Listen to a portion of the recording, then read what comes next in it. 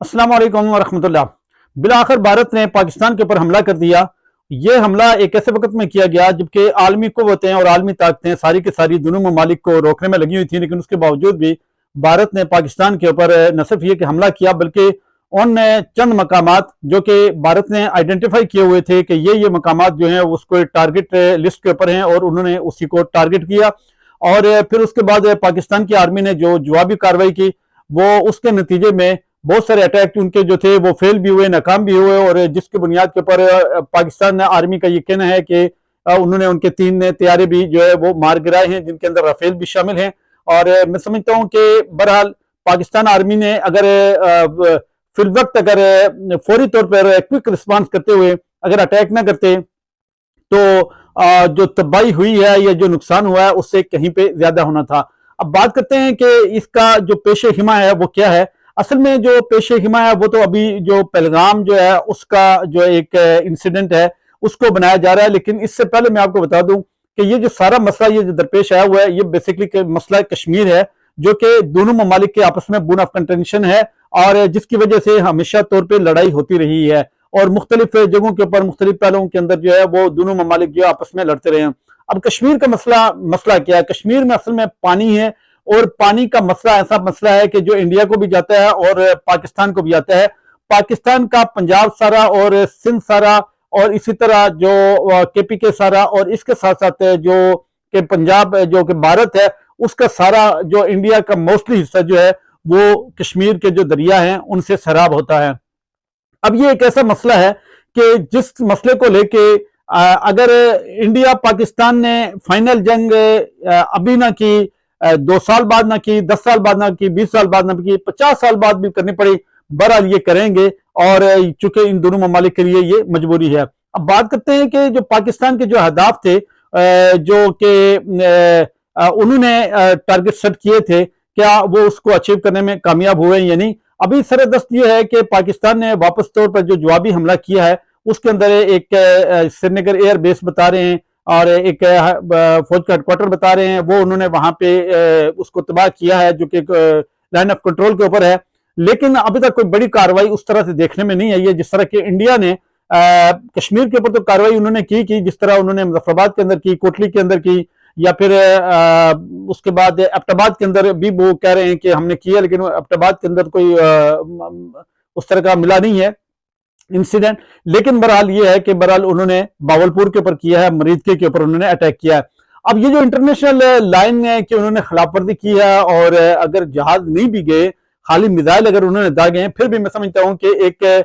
जो आजाद independent country है, sovereign country है, उसके ऊपर अगर आप लोग मिसाइल दागते हैं तो उसके नतीजे में पाकिस्तान को बहरहाल रिएक्ट करना बनता था और रिएक्ट करना भी चाहिए। और इस वक्त जो पाकिस्तान की जो सूरत हाल है उसमें मैं समझता हूं कि जो दोनों अतराफ के अंदर जो फायरिंग हो रही है वो सिर्फ कश्मीर के बॉर्डर के ऊपर हो रही है। और मैं बैकग्राउंड के अंदर जो मेरी वीडियो चल रही हैं उसके अंदर आप देख भी सकते हैं कि जो कश्मीर के दोनों अतराफ के अंदर हैं वो कश्मीरी जो हैं वो अपने प्यारों की लाशें उठा रहे हैं और अपने प्यारों के जनाजे उठा रहे हैं। तो मैं समझता हूं कि बहरहाल ये मसले का हल नहीं है। शहरी आबादियों को दोनों अतराफ से जो है वो निशाना बनाया जा रहा है। उस तरफ से इंडिया अगर फायरिंग करता है तब भी इस तरफ शहरियों का नुकसान होता है, इस तरफ से अगर पाकिस्तान फायरिंग करता है तब भी उस तरफ के शहरियों को नुकसान होता है।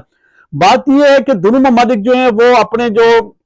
बॉर्डर हैं या अपने जो उनके टेक्निकल जो अहदाफ हैं उनको टारगेट करें और उनके ऊपर जो है वो सबकत लेने की कोशिश करें। इसके साथ साथ पाकिस्तान के अंदर एक और बहुत बड़ा जो ड्रॉप सीन हुआ आज की तारीख के अंदर कि एक तरफ यहाँ पे कौमी यकजहती की जरूरत है, अवाम के अंदर यकजहती की जरूरत है, सियासी और अस्करी क़यादतों के अंदर जो है हमआहंगी की जरूरत है, सारी इस चीज की एक कंट्रीब्यूशन की जरूरत है। वहां पे आज सुप्रीम कोर्ट ऑफ पाकिस्तान ने एक ऐसा फैसला दिया है जिसकी वजह से पाकिस्तानी कौम एक मतलब फिर जो है वो ये सोचने पर मजबूर हुई है कि क्या हमें इन लोगों का साथ देना चाहिए या नहीं देना चाहिए। वो फैसला क्या है कि सुप्रीम कोर्ट ने एक दफा फिर ये कह दिया है कि जो कुछ लोग हैं उनका सिविलियन है, उनका जो मिलिट्री कोर्ट है उसके अंदर आप लोग ट्रायल कर सकते हैं। ये मैं समझता हूं कि किसी भी आजाद मुल्क के अंदर और किसी भी ऐसे जमहूरी मुल्क के अंदर ये चीज नहीं हो सकती है। अगर कोई करना भी चाहे तो ये गलत बात है कि ऐसा एकदम नहीं होना चाहिए। इसके साथ साथ तीसरी एक अहम बात जो मैं समझता हूं कि यहाँ पे करना मुनासिब समझता हूं, जरूरी समझता हूं کہ میاں محمد نواز شریف جو کہ پاکستان مسلم لیگ نون کے سربراہ بھی ہیں اور جن کی حکومت بھی ہے اور جن کی سربراہی کے اندر حکومت چل رہی ہے، وہ اس وقت بالکل خاموش ہیں۔ ہونا تو یہ چاہیے تھا کہ وہ چونکہ مودی جو ہے وہ اس کے ساتھ ان کے بہت درینہ مراسم بھی ہیں، اور سیاسی حوالے سے بھی اور ملکی حوالے سے بھی بہت ساری چیزوں کے حوالے سے، تو میں سمجھتا ہوں کہ بہرحال نواز شریف کو اپنا کنٹریبیوشن ادا کرنا چاہیے تھا، لیکن نواز شریف نے اس وقت اپنا کنٹریبیوشن کیوں نہیں ادا کیا، یہ ایک سوالیہ نشان یہاں پہ بنتا ہے۔ اور میں یہ سمجھتا ہوں کہ نواز شریف بھی بہرحال یہ سمجھتے ہیں کہ وہ بھی پاکستانی اسٹیبلشمنٹ کے ستائے ہوئے ہیں، اور اس بنیاد کی وجہ سے وہ خاموش ہو کے بیٹھے ہوئے ہیں اور خاموشی یہ سارا معاملہ دیکھ رہے ہیں۔ بصورت دیگر نواز شریف اس معاملے میں اپنا بالکل رول پلے کر سکتے تھے، اور جس طرح نواز شریف کو لندن سے یہاں سے لے جا کے پاکستان کے اندر ذلیل اور خوار کیا گیا، ان کو ہرایا گیا اور ان کو سیٹ ایک ایسی مبہم سیٹ دی گئی کہ جس کی بنیاد کے اوپر ان کو نہ تو پرائم منسٹر بنایا گیا، نہ ہی ان کو درمیان میں ان کو ملحق کر کے رکھ دیا گیا، اور انہوں نے اسی میں عافیت جانے کہ وہ واپس آ کے انگلینڈ جو ہے انہوں نے قیام کر دیا ہے۔ تو یہ بھی بہرحال میں سمجھتا ہوں کہ ایک وقت کی ایسی ضرورت تھی کہ جس کے اوپر بہرحال نواز شریف صاحب کو بولنا چاہیے تھا، اور ان کو آواز بلند کرنی چاہیے تھی، ان کو اب آواز بھی اٹھانی چاہیے تھی۔ اس کے ساتھ ساتھ سوشل میڈیا کے اوپر میں سمجھتا ہوں کہ بہت زیادہ جو ہے وہ ہلہ گلا ہے، اور سوشل میڈیا اگر میں کمپیئر کروں انڈیا کے سوشل میڈیا کے ساتھ پاکستان کا سوشل میڈیا، انڈیا کے اندر جتنی بھی طاقتیں ہیں، قوتیں ہیں، جتنے بھی طبقہ فکر کے لوگ ہیں، خواہ مسلمان ہیں، ہندو ہیں، سکھ ہیں، عیسائی ہیں، جو بھی ہیں، موسٹلی جو ہیں وہ ون پوائنٹ ایجنڈے کے اوپر کھڑے ہوئے تھے، اور وہ یہ کہہ رہے تھے جی کہ یہ جو دہشت گردوں کے جو سو کال جو دہشت گردوں کے یہ جو ٹارگٹ ہے، ان کو آپ لوگ ٹارگٹ ہٹ کریں۔ جبکہ پاکستان کے اندر بہت بڑا جو ہے آپ دیکھ رہے ہیں کہ تفرقوں کے اندر بٹے ہوئے لوگ ہیں، بانٹ بولیاں جس کو کہا جاتا ہے کہ ہر ایک اپنی بولی بول رہا ہے، اور ایک ون پوائنٹ کے اوپر لوگ ہوتے ہوئے نظر نہیں آ رہے۔ تو اس وجہ سے میں سب سے یہ ریکویسٹ کرتا ہوں کہ سوشل میڈیا کے اوپر کم از کم یہ ہے کہ اپنے ملک کے لیے، اپنی فوج کے لیے، اپنے اداروں کو سپورٹ کریں، سیاسی اور جو آپ کی ذاتی جو ایک سوجھ بوجھ ہے اس سے بالاتر ہو کے ملک اور قوم کے مفاد میں سوچیں۔ اور اداروں کو بھی میں یہ ریکویسٹ کرتا ہوں، اسٹیبلشمنٹ کو بھی میں ریکویسٹ کرتا ہوں، اور سپریم کورٹ کو اور جو حکومت کے ادارے ان سے بھی میں ریکویسٹ کرتا ہوں کہ وہ اپنی ذاتی انا کو بالا تاک رکھ کے وہ ملک اور قوم کے لیے سوچیں، تب بھی جا کے آپ لوگ ایک عظیم قوم بنیں گے، اور پھر دنیا کے اگر کسی بھی محاذ کے اوپر اگر آپ لڑیں گے تو آپ کو کامیابی ملے گی۔ بصورت دیگر آپ جس طرح کا حشر آپ کا پہلے ہوتا ہے،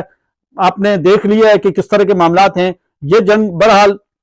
ابھی تک میں سمجھتا ہوں کہ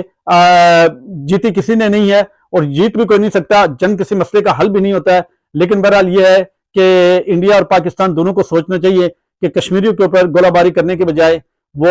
اس کا مسئلے کا بیٹھ کے کوئی سلوشن نکالیں، اور ایسا پائیدار حل نکالیں جس کے اندر کشمیری بھی محفوظ رہیں، اور اس کے ساتھ ساتھ انڈیا اور پاکستان کی عوام بھی محفوظ رہ سکے اور خوشحال ہو سکیں، اور قومیں آگے جا سکیں۔ اللہ پاک آپ سبھی دوستوں کا حامی و ناصر ہو۔ جو لوگ ولاگ کے اوپر مجھے سپورٹ کرتے ہیں، جو دیکھتے ہیں، ان سب کا بہت شکریہ، اور ملتے ہیں کسی نیکسٹ ولاگ میں۔ تب تک کے لیے اللہ حافظ۔ راجہ ندیم ولاگ، یونائٹڈ کنگڈم۔